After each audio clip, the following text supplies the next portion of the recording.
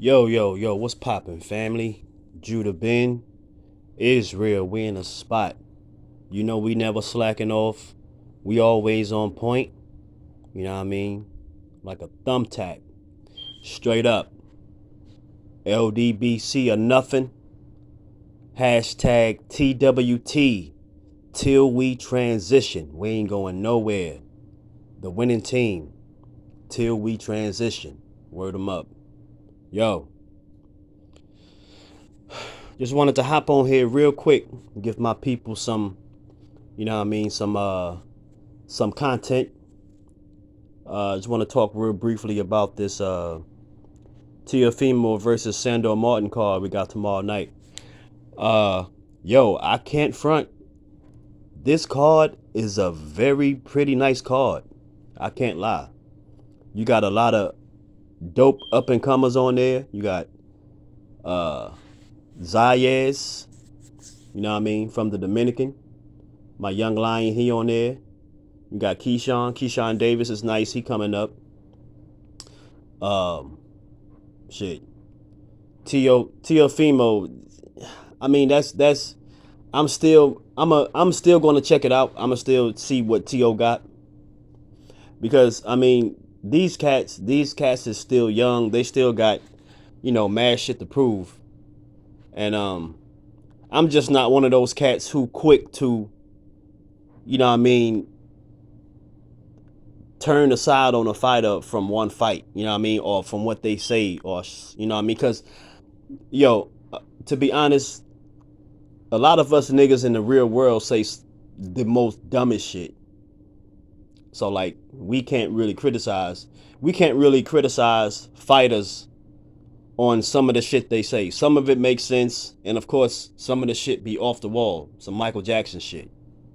But I mean, for the most part, these cats make sense, and we gotta remember and put into consideration that these cats take blows to the face and head on a daily. You know what I mean? So it's gonna trigger some, you know what I mean, some offset statements here and there. Like that we just gotta understand and accept that. But with all that being said, um, I'm excited, son, for tomorrow night. Like this card is sort of a preview to January 7th.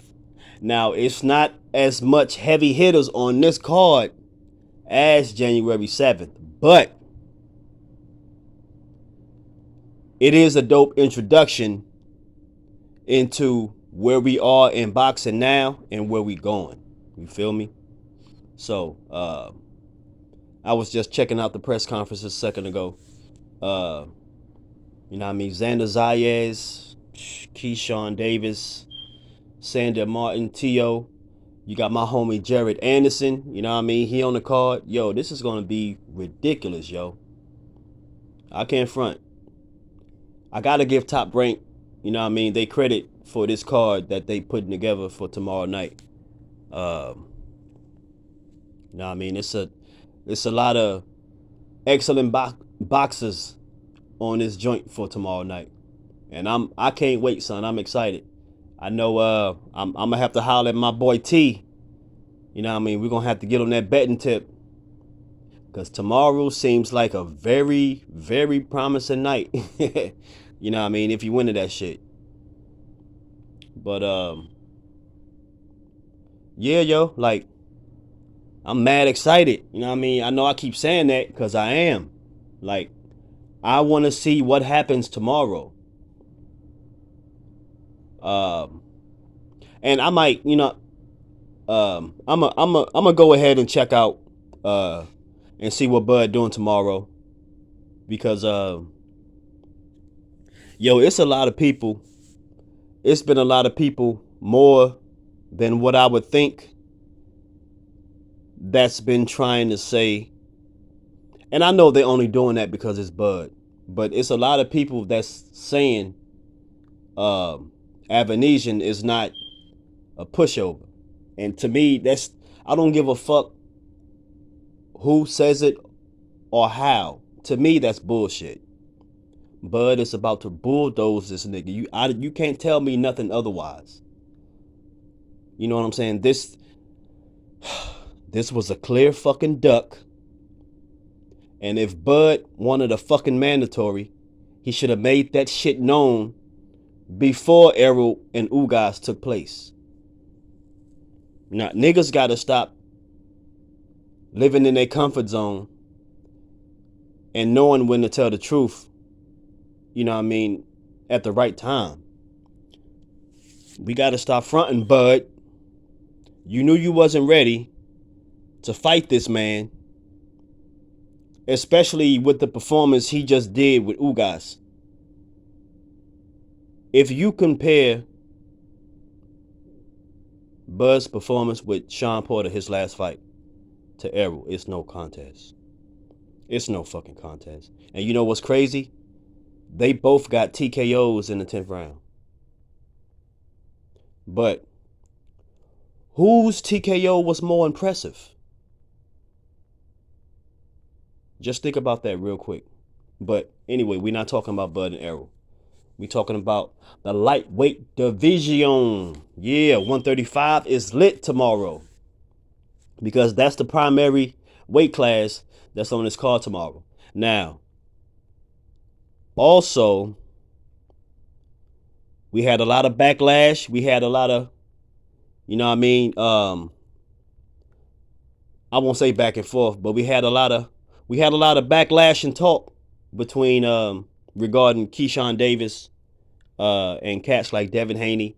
He even said something about Jamel, but we not, you know what I'm saying, that's a whole nother, they not even in the same weight class. So, but he had, you know, he had some choice words to say about Haney, you know what I mean? And Keyshawn was saying plain and simple, and he'd been saying it for some months. You know what I mean? He you know, he was like, he wouldn't mind taking that fight. And that's what if I was Devin, fuck all that, I'm coming at everybody.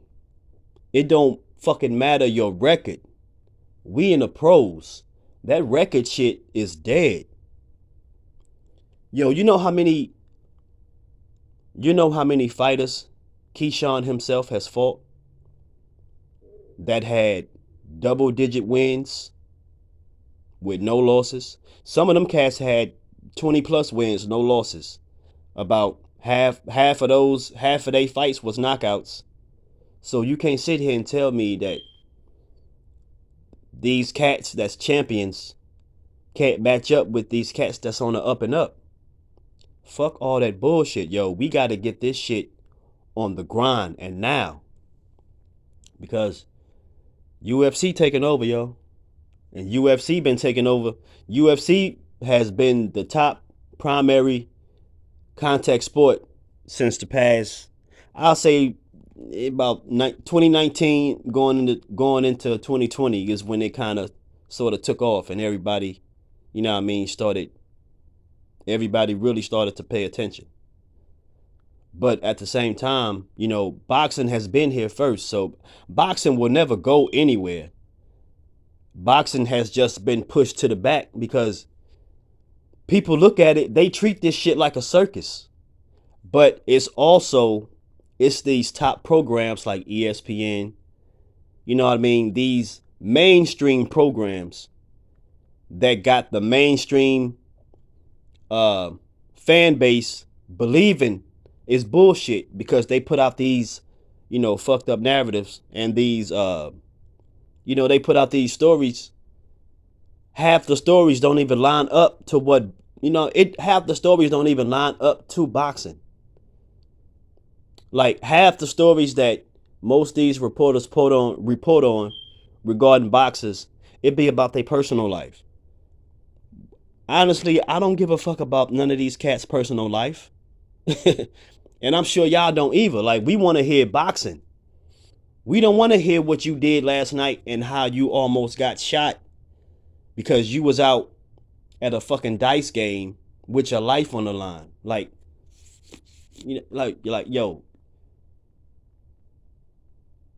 there has to be some sort of discipline with these boxers. And what's crazy is discipline is the most Discipline is the main factor in boxing. You can ask any trainer, any coach, they'll tell you first thing you need is discipline. So you would think that these cats will be disciplined enough not to get involved in no fuck shit. That's why a lot of people may talk about Jamel and Jamal, but you never really see them out in the street doing no dumb shit. You know what I mean? Like, you never really see them, involved, you know what I mean, with known heavy street cats. And if they are, we don't see it. That's the thing. So, like, a lot of people got opinions, and you know what I mean, they want to put their 2 cents on what's going on, but it is what it is, yo. But at the end of the day, these cats, you're boxers. You're not gangsters, you're not thugs. You are paid to provide a service, just like Teofimo just said in his press conference. You're paid to entertain. You know what I mean? You're not, your regular life is gone. You on camera 24/7. You being monitored every fucking day. You don't have a normal life anymore. So you can't be out here on no fuck shit. You know what I mean? That's just all I, wanted to say in regards to that situation and that subject, because lately it's been a lot of BS with a lot of, and it's been a lot of boxers, being involved in the spotlight in regards to bad media, being out, in a club, or like Shakur at the dice game where Takeoff got his life taken. And it's in a split moment, in a split second, anything could have happened. What if the bullet that hit Takeoff, rest in peace to my brother Takeoff. This ain't no, I'm not bashing nobody. I'll never bash my brothers and sisters who just lost their life. Never that. I'm just using an example. Now, imagine the bullet that hit Takeoff. Imagine the bullet going through him, ricocheting, and hitting Shakur. And people don't understand, like, just being around that type shit, stuff like that happens. And that's the Most High is doing that. The Most High is doing that to show you your ass is not supposed to be out here with this crowd. Nigga, you a professional boxer. You get paid tens and tons of millions, to entertain your fan base. So if you're out here on some fuckery and you happen to lose your life, then what? Do any of